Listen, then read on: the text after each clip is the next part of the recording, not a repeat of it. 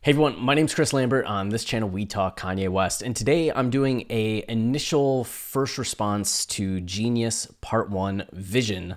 It just premiered at Sundance a little bit ago, and you were able to watch it online. It turns out online tickets have sold out, which is a little surprising. So there's going to be a second screening on like 9 a.m. on the 25th, but that screening has sold out. So you're gonna have to wait until February 10th to watch it in movie theaters, or Netflix on February 16th.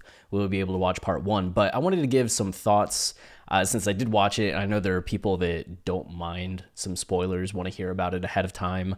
And just like overall, I really loved it, enjoyed it. It was fascinating. I think it's going to be something that is ever watchable. It's not something where you can watch it once and you're just like, all right, I saw that, I never need to watch it again. It's something that I feel like fans especially are going to watch and be able to just rewatch. You'll be able to put it on and just have it on as like background. There's something very comfortable and comforting about it, to where it's, I don't know, it's very uplifting in some ways too, because that's one of the things about Ye that's made him such a fascination in pop culture, right? That's made him the figure that he is that underdog story, that legendary, almost mythologized confidence, and the rags to riches story that we hear on The College Dropout. He's outside the game. He's a kid from Chicago, and he managed to work his way up and through and into the system to come out the other side as one of the largest musical artists to ever be part of the industry, and transcend even being just a musical artist into the polymath that he is today. And being part of that journey and witnessing it, there's something incredibly inspirational about that, which is why his story has already been so inspirational. So you have like the nonfiction story that's passed on, right? The word of mouth legend that we all kind of know. And you have that in the musical form in The College Dropout. But up until this point, we've never had a visual telling of that. You have it in other movies, right? The underdog story of certain characters, of heroes, what have you. But to have like Ye's story chronicled in this way is very compelling, especially because Ye is so charming in the documentary. Like, he's very fun. Like, he's a kid at times, taking his retainer out and putting it on a counter, and Scarface is there and being like, what are you doing? Like, don't put that there. So you can still see that this is like a young man doing some young man things. There's a scene where he buys, and there's going to be like spoilers throughout here. So if you don't want any details, then don't watch this until after you've seen it. But there's a scene where he buys like a porn mag. Like, he just like goes and grabs one from a vendor, a street vendor in New York City, where they charge him $8 for the magazine. He's like, $8. So you have these like young moments from Ye, but he's like very passionate. He's very emotional. He's very friendly to people. He's very kind to people throughout most of it. Like, you're not really seeing a bad side of Kanye. Like, you're seeing a sad side of him at times, because some of the most compelling scenes, one of the most, is Ye goes to Rockefeller. Like, we see him working on All Falls Down, right? And, well, maybe I should back up a little bit. Okay, back up a little bit. The documentary starts off with how Coodie got into this, right? Who he was, what he was doing in Chicago at the time, stand-up comedy, hosting a show, and it was documenting Chicago hip-hop in a time when no one else was, which is really cool. And then he meets Ye and becomes fascinated with Ye. They meet at Jermaine Dupri's birthday party, and then sees him again and is just like, this guy has something. Oh, when he was interviewing other people, they kept mentioning Kanye, like, oh, we got beats from Kanye, shout out Kanye. Like, it's just Kanye. And so he's like, yo, I'm gonna go see this guy again. And it's just like, oh. So then Ye sells H to the Izzo, like that beat, to Jay-Z. And Coodie is aware of this when Jay premieres H to the Izzo at one of the award shows, right? He knows, oh, this is the beat that Ye played for me, the first beat that Ye ever played for me. And now Jay has it. Okay, like, I need to fly out to New York City right now and start my documentary of Kanye, because he's going to become something. And you're going to see a lot of reviews, a lot of people make the comparison to Hoop Dreams, as Coodie himself even mentions Hoop Dreams as being one of the inspirations for this, which was a Steve James documentary that highlighted I think it was two kids from Chicago who were promising star basketball players, and he spent like 5 years or 7 years following their careers throughout middle school and high school and seeing what happened to them in the aftermath. Did they make it to the NBA, right? And it's quite the journey and tale of dedication and struggle and racism and like education systems. It's really an epic, one of the coolest things I've ever watched. But he saw something in terms of that landscape for Ye. This is going to be a multi-year project. I'm going to document him closely. So Coodie goes out to New York and starts filming. And it's when he's like getting there that he starts hearing All Falls Down being like performed, right? It's one of the first scenes we get of Ye in New York. And it's funny because at one point he talks about how he told these people that his name's Kanye West, and specifically to put his name as Kanye West, and they just called him Kanye. And he's like, what are they doing? You don't have Jermaine Dupri going somewhere, and you're just like, here's Jermaine. And it's just funny thinking about how he goes from that, like it's Kanye West, to later in the doc talking about how he might drop the West from his last name and just be Kanye, to now just being Ye. So there are even some of these things that are really relevant to 2022 Ye that you see starting to be like a talking point or a happy coincidence as early as 2000, right? But you have the scene. So getting back to what I was saying, you have the scene where he goes to Rockefeller with a demo tape for All Falls Down. And this is similar to what he talked about in Last Call, where he talks about how he played these executives Jesus Walks. He's like, I played them Jesus Walks and no one wanted to sign me, which, given the time frame of what we see in this documentary, we don't see a finalized version of Jesus Walks leading up to him getting signed. Like the first part of the doc ends with him getting signed and being on stage, Jay-Z introducing him. I think it's in Chicago, and he's just like, yo, I'm part of the Rock, that speech, which you can find online. But he goes to the offices with All Falls Down and is playing All Falls Down. He walks into this woman's office, puts in the CD, hits play, and starts rapping for her, and she's just sitting at her desk, not like bobbing her head, not giving him anything. And eventually other people from the hallway come in. And I don't know if you've ever seen it at like a bar where a guy goes up to hit on a girl and you can just tell that it's not going well. She's not interested. He's not picking up that she's not interested. And somebody finally comes, like some of the girl's friends come and rescue her, or a kind stranger pretends to be a friend and rescues and just like interrupts, or the guy's friends come and are just like, you need to leave. Like, come on. It's kind of like that because a few people enter the room, start talking to the woman, and Ye just gives up, right? Because she's completely ignoring him. Like the other people are talking, and he just goes and gets a CD and bounces to another office and plays it for someone else. And the same exact thing happens. They don't care. And then Ye just leaves, and you can see the disappointment on his face. How like he sold these big songs, he has this reputation, he's playing this beat and people don't care, and he's rapping and people don't care. He's not getting that deal. So you're having this whole inspirational journey play out. You have Donda's appearance, and Donda's like everything that you expected.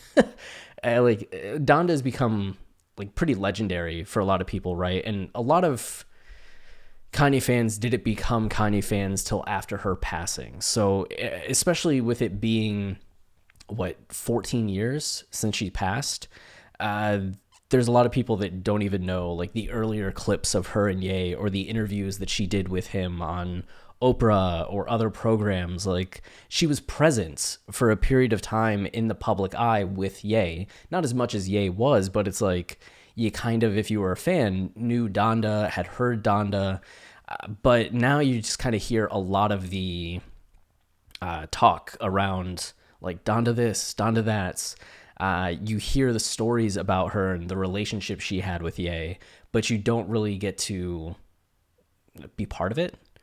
And then to see them interact, and you have this long stretch of her giving him a pep talk when he's at one of his lowest points up to like this point in the documentary, maybe even at this point in his life, and just to see this extended clip where she talks him through what he's feeling, like builds him up, like educates him, is like charming and funny and sweet and just poised and controlled. It's really a beautiful thing. If you see me tearing up, it's just like thinking about my own parents, right, and missing them. But like to be able to have that footage and see that dynamic play out is really compelling, right? And it's just something where, with how wonderful Ye is, like there's a point where he gets in a fight with Doug Infinite, in the sense that he did an interview and shouted out "No ID," but didn't shout out Doug Infinite. And Doug gets pissed. And when Ye's coming back to Chicago for something, Doug drops a diss track on Ye. And Ye's just like, what's going on? And he actually pulls up on Doug. And it's not this like, hey, you said this thing, like, blah, blah, blah, blah, blah. He's just like, why? Why? And he's so emotional.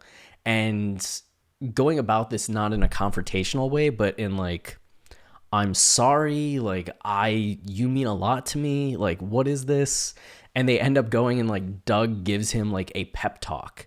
Like, that's the kind of like endearing main character Ye is in this first part. So I think fans of Ye are going to be watching this and really enjoying it, and maybe even rewatching it just in like the background over and over again, because it has that kind of joy to it, even with the sad parts, of where you're watching somebody that's extremely likable coming from like far out circumstances to succeed in a way that few do, and that's always compelling.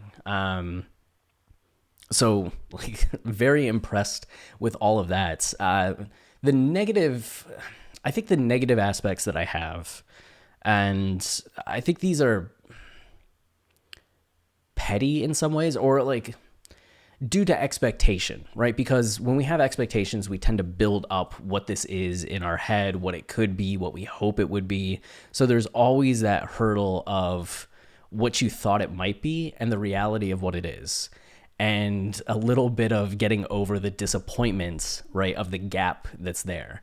So when I heard this was a documentary, over 20 years in the making, Coodie's following Kanye so closely, they have all this footage, I really thought part one was essentially going to be like Chicago days up through maybe even the passing of Donda, like that kind of time frame, like a 9-year, 8-year, which gives us like less focus on a specific time, but covers in kind of like detail in some ways this period from a behind the scenes perspective, right? We're getting to see some of these key moments, like the making of Stronger, or the initial meeting with Mike Dean, like some of these things that we've never really seen before on camera, or how Ye's reacting to the success of The College Dropout, how he's preparing for late registration, this change from where he's living in New York to where he's living in the aftermath, or where he's living in Newark,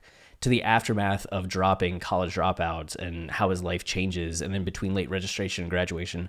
So I was building that up in my head. And then it turns out that part one just ends with him getting signed, which is so early in the story, right? That's still 2002. And it hints at the crash. Like, it kind of starts getting into the crash, but it's not like formally the crash has happened. I feel like part two is going to pick up with more of what led to the car crash, right? Because you don't even see Ye going out to Los Angeles. It's still like he's in New York, he gets signed, he's on stage, and then you're getting some of the implications of what will come next, and like the car crash sound and some of the reports, but you're not actually getting into the details of it yet. It's more like, oh, stick around for part two kind of thing. And it just means that I'm pretty sure part two is going to be just the rest of the making of The College Dropouts. And since this documentary is 4.5 hours, 3 parts, hour and a half each, you do the math, right? Part one, part two take place up until 2004 and the release of College Dropouts. That means part three has to cover 2004 through 2021. That's such a long, long gap. So, my hope, my expectation was that this was kind of going to be a little bit more of a definitive look from behind the scenes of Coodie and Chike dropping in, every year we're seeing footage from 2005, 6, 7, 8, 9, 10, 11, 12, etc., etc. But some of these reviews, looking through the reviews, like the Rolling Stone one sticks to part one. This one here at Variety, this one here at IndieWire, and this one here at AV Club all saw all three parts. And they're have different varying degrees of how much they spoil the other two parts, which I'm refraining somewhat from getting into the specifics, because there are specifics that they talk about in here that I'm now aware of because I read these in preparation to kind of like talk about what critics are saying. And overall, just to that end, critics tend to be pretty like positive on it, especially part one and part two. It's part three where people tend to be a bit more back and forth on how it lands. And that's because it turns out that right after Donda passed, Ye cut off access. So Coodie and Chike just weren't able to get behind the scenes and record. And that may have started some of the implications of what they were saying in here. It seemed that that might have started even earlier, like in the aftermath of the success of the College Dropout. There may have been some issues with filming all the time the way they were getting to do before. So it seems like that part three is made up of mostly like auxiliary footage, like public footage that's already available that a lot of us have probably already seen, but it is put together from the perspective of Coodie, Chike. Jay Ivey was a writer or helped construct the story for this as well, which Jay Ivey, Never Let Me Down, right? Does that great poem on there, poet from Chicago. So having him be part of this was cool. I didn't realize that in a lot of the run up to this, that he was such a big part of it. So it was kind of cool. In the aftermath, there was a Q&A that Sundance hosted. So you can kind of see here, Coodie, Chike, or wait. Yeah. And Jay Ivey just kind of sitting up front. And this was like the rest of the team behind them. So like awesome. But it seems like they didn't have access for 15 years. To Ye until Coodie like started talking with Ye again in, I think they said like 2018 or 2019, 2020, that's what it was. So around then they start talking again. So you have this like pretty big gap. So what's interesting is that you do get a lot of behind the scenes footage that we had never seen before.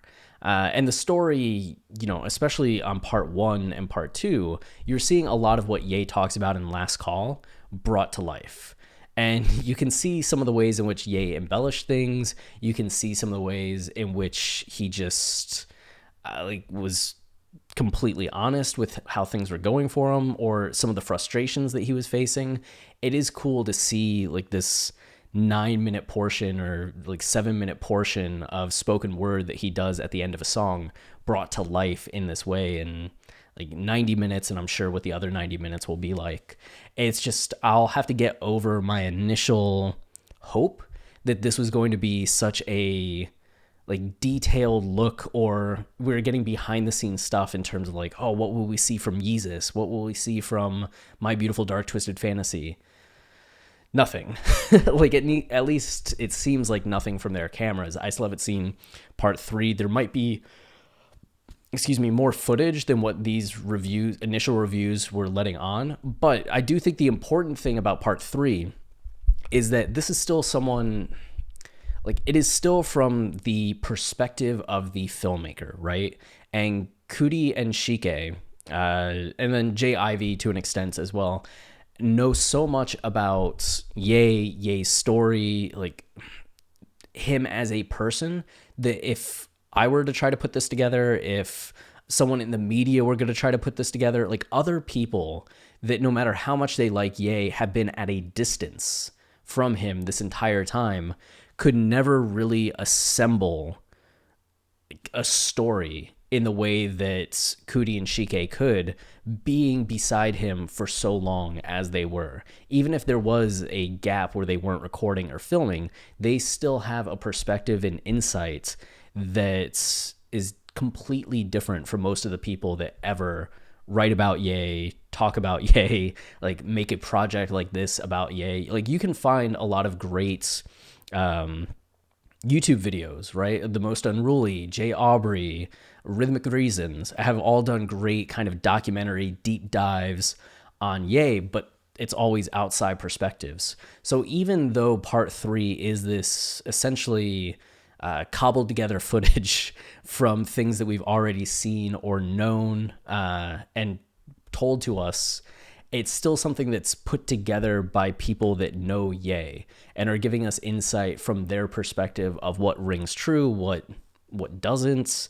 And I think that will be one of the interesting parts. So even though it's not going to live up quite to my ideal hopes for what this documentary would be, of being this like, as I said, like never before seen footage from every year of Ye's career, we're still going to be getting insights from Coodie and Chike that nobody else can provide, going over some of these big points in the story that we all already know about. So I'm very much looking forward to that parts of part 3 and seeing where they go with it and, you know, what happens in the aftermath of this. We know that Ye posted to Instagram a few days ago saying that he won't let this documentary come out, or the documentary shouldn't come out without him having final edits and being able to control his own image. So there's a moment where during the Q&A, they're talking about like when the doc will come out, and he kind of looks and is like, can we say when it'll come out?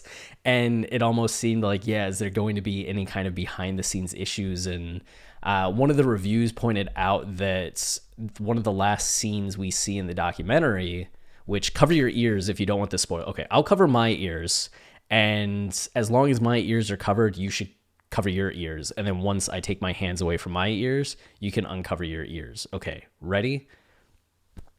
They say one of the last scenes is, this is so hard to talk while doing this, one of the last scenes is Ye signing the contract, agreeing to the documentary coming out. But that seems like it was something done in 2020 or 2021, rather than something that was like just days ago. Okay, so it'll just be interesting to see what happens in terms of like, will Ye protest more? Has he been able to watch the full thing at this point? Like, where are we at with everything? But it's clear that despite whatever was going on between Coodie and Chike at times, or between like Ye, Coodie, and Chike at times, that there's a lot of love there. Like, especially from the narration of Coodie as he's just talking about everything and reflecting on the friendship that he had with Ye, you could tell that he really cares about this story and cares about Ye and, you know, being part of it. There's a reverence for not just like Ye in that way, right? But for the whole experience and that whole time period and like hip hop and Chicago hip hop and the era of artists that were coming up. I don't know why that's making me tear up, but there's just something like really earnest and beautiful about the documentary and how Chike, Coodie, and Jay Ivy put it together. So I'm excited to see part 2. I'm excited to see part 3. We still don't have any word on when part 2 and part 3 will come out. Like, the Rolling Stone article says they'll all drop. Like, in the theater, you'll be seeing the full thing, and that they'll all be available on Netflix on the 16th. But I don't think that's the case. Like, Netflix just says part 1 on the 16th. And I'm pretty sure the movie theater, yeah. The whole thing hits theaters February 10th and drops on Netflix on February 16th. I don't think it's the whole thing. But I think right now the leading idea or theory is that it's 1 week apart. So part 1 will drop on the 16th, part 2 will drop on the 23rd, part 3 will drop February, sometime in March, that first couple days of March. But I really enjoyed it. I think you'll really like it as well when you're able to watch it. And I'm looking forward to everybody kind of getting to geek out over parts, like find their favorite parts. The thing that actually I love the most is that I didn't realize 2002 Ye was just walking around with a Blade Runner shirt on. Like, I know that Ye loves Blade Runner, especially like Blade Runner 2049, right? He had that tweet in 2020 where he talked about watching Blade Runner all the time, watching Blade Runner 2049 all the time. And you saw it was on in the background of the Atlanta warehouse that he was working out of on that giant screen that I was so jealous of. But it turns out like 2002 Ye's rocking a Blade Runner shirt. Like, he was already a Blade Runner fan. Beautiful. Man, I love that man. I just want to have a conversation with Ye about movies. That's all I want to do. Like, watch Blade Runner with him, watch Blade Runner 2049. Like, I want to sit down with him and watch all of Denis Villeneuve's filmography. Like, could you imagine just getting to watch Prisoners with Ye? That'd be awesome. Sicario? Arrival? Arrival. Imagine the conversation you get to have with Ye about Arrival and language and time and memory. My goodness. Anyway, documentary is great. You'll all be happy watching it, though I will say, like, temper some of the expectations in terms of what content you will get, because it's not going to be covering all the things that you want to see covered. And if you want that definitive Kanye documentary that covers like Late Registration, Graduation, The Exile, like 808s and Heartbreak and the making of that, it seems like that's something that is only going to come from Ye and the footage that he's recorded over the years by hiring different videographers. So we'll see. We'll see what happens there. But that's it for this video. Until next time, stay wavy and keep it loopy. Cheers.